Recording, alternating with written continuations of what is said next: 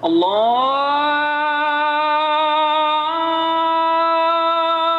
أكبر الله أكبر الله أكبر الله أكبر أشهد أن لا إله إلا الله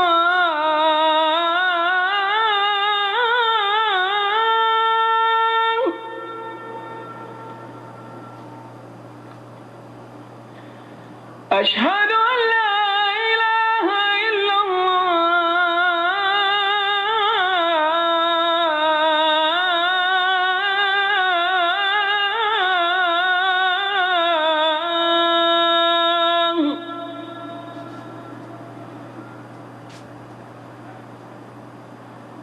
أشهد أن محمدا رسول الله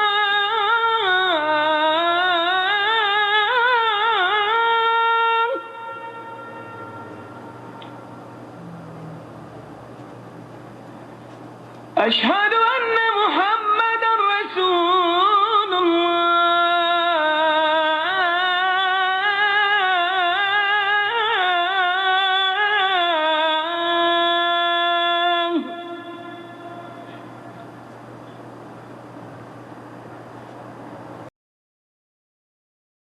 السلام عليكم ورحمة الله وبركاته. بسم الله والحمد لله والصلاة والسلام على سيدنا وحبيبنا محمد بن عبد الله وعلى آله وصحبه ومن والاه. حمد و صلاۃ کے بعد میں آپ لوگوں کا بلا کوئی وقت لیے ہوئے اور آپ کے اور شیخ کے درمیان کسی طرح حائل ہوئے بغیر صرف ایک چھوٹے سے اعلان کے بعد میں مائک شیخ کے حوالے کروں گا تاکہ آپ ان کی باتوں سے مستفید ہوں. وہ اعلان احسا میں یوم مفتوح کا ایک اجلاس عام ہو رہا ہے اسی جمعہ کو، اور یہ اوراق تفصیلات کے لیے اعلان رکھا ہوا ہے، لے کے معلومات کر لیں، اور جس بھائی کو جانا ہو اس کی اجتماعی صورت بن سکتی ہے، یہ مل کر کے ایک چھوٹی بڑی بس جتنے تعداد میں لوگ ہوں تو وہاں پر جائیں اور استفادہ کریں ضرور.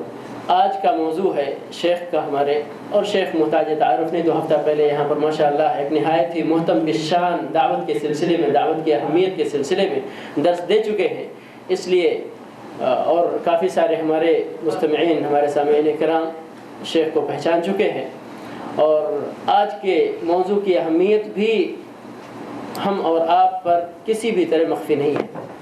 جادو کے احکام، جادوگروں کی شعبدہ بازی، جادو کا حکم اور اس کا علاج، جادو کس طرح سے کن وسائل کے ذریعے کیا جاتا ہے، انشاءاللہ یہ شیخ کا خاص اور اہم موضوع ہے.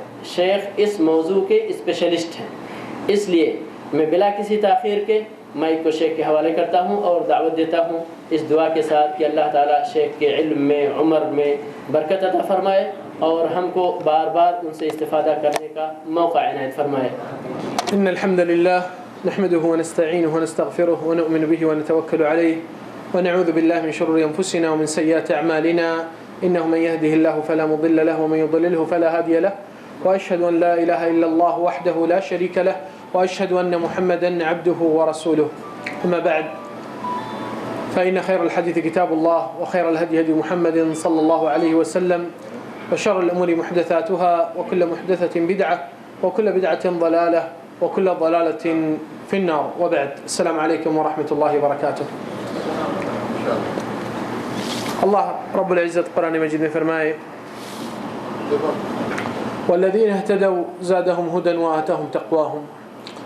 اور جو لوگ ہدایت مزید لینا چاہتے ہیں اور اس پہ عمل کرتے ہیں، بے شک اللہ تعالیٰ ان کو مزید علم اور ہدایت بھی دیتا ہے، کیونکہ وہ لوگ عمل کرنے کی خواہش اور طلبگار ہیں.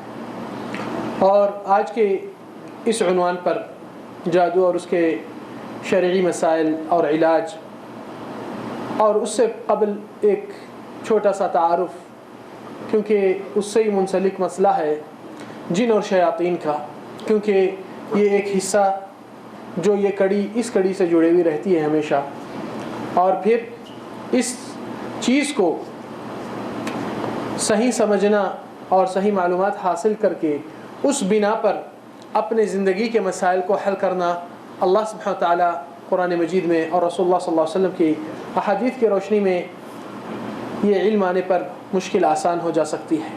ایمان والوں کے لیے وہی سب سے بڑی روشنی اور بھروسے کی بات ہے، اور اعتماد اور یقین اسی کلام پاک اور نبی صلی اللہ علیہ وسلم کی احادیث کی روشنی میں اپنے آپ کو مطمئن اور دل کو ایمان کو سلامتی رکھ کر اپنے مسئلے اور مشکلات کو آسان کرنے کے طریقے اختیار اور نسخے لینا، اس سے بہتر کوئی دوسرا راستہ اور سورس نہیں۔ موضوع میں جانے سے قبل تھوڑا سا جن اور شیاطین کا تعارف، کیونکہ اکثر لوگ اس چیز سے بھی کچھ علم رکھتے ہیں مگر کچھ غلط فہمیاں بھی اس کے ساتھ موجود ہیں۔ پہلی چیز، جن اور جنات کس کو کہا جاتا ہے؟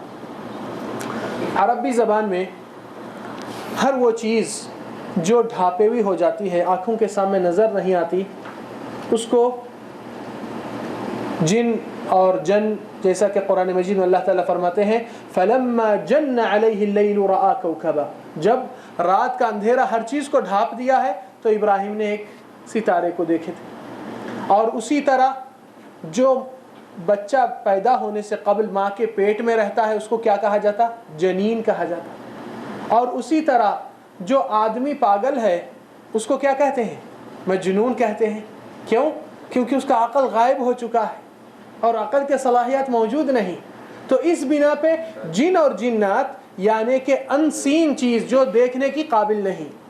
سوال یہ ہے کہ آپ کہتے ہیں کہ دیکھنے کی قابل نہیں، جبکہ کافی لوگ کہتے ہیں ہم نے جنات کو دیکھا تھا۔ تو اس چیز کو کیسا تعارض کو ٹھیک کر سکتے ہیں، یہ بات بھی ضروری ہے۔ اللہ سبحانہ وتعالی یہ فرما چکے ہیں کہ جنات اور شیاطین کو ان کے اصلی روپ اور ان کے اصلی شکل میں آپ نہیں دیکھ سکتے ہیں۔ یہ سورہ اعراف میں اللہ سبحانہ وتعالی اس حقیقت کو بیان کر چکے ہیں، إِنَّهُ يَرَاكُمْ هُوَ وَقَبِيلُهُ مِنْ حَيْثُ لَا تَرَوْنَهُمْ، وہ اور اس کے قبیلے والے لوگ۔ کیا مطلب؟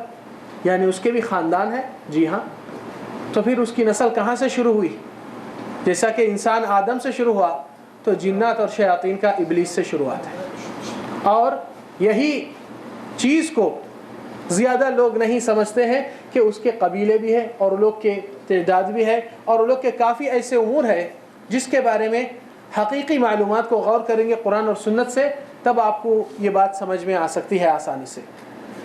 تو پہلا مسئلہ اس کا معنی جن یعنی انسین، جو دیکھنے کے قابل نہیں۔